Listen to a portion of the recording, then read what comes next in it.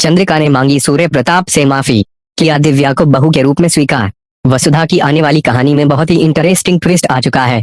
जी हाँ दोस्तों, आपको बता दें कि यहाँ पर फाइनली सारी पॉल पट्टी खुल जाती है करिश्मा की। उसका सारा का सारा जो पाप है अब उसका अंत हो चुका है, क्योंकि हर एक सच्चाई पूरे परिवार के सामने रिवील हो जाती है।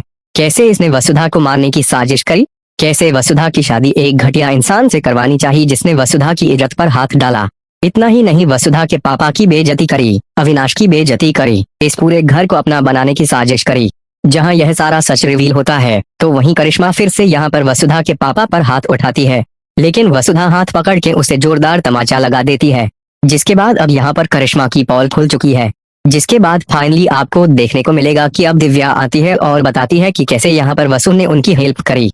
वो झूठी शादी का नाटक कर रही थी, लेकिन यहाँ पर वसु तो बच जाती है, क्योंकि भाई सच तो यही है कि वसुदेव के नाम का ही मंगलसूत्र अपने गले में पहनती है।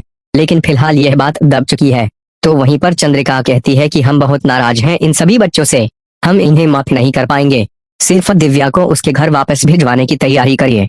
लेकिन जैसे ही यहाँ पर दिव्या के वापस घर लौटने की बात होती है, फाइनली वहाँ पर दिव्या के पापा यानी कि सूर्य प्रताप सिंह आ जाते हैं, जो देखकर चंद्रिका के होश उड़ जाते हैं।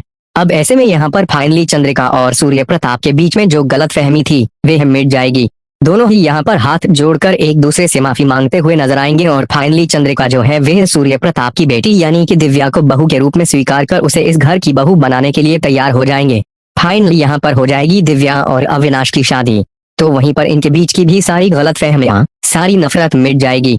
अब देखना इंटरेस्टिंग होने वाला है कहानी में कि क्या यहाँ पर चंद्रिका दिल से स्वीकार करके दिव्या को एक नया मौका देकर क्या अब यहाँ पर दिव्या वो पॉजिटिव ही रहेगी और वसुधा के लिए लड़ेगी जब उसे पता चलेगा कि वाकई में वसु और देव एक दूसरे के पति पत्नी है। तो हमें कमेंट करें, शेयर करें।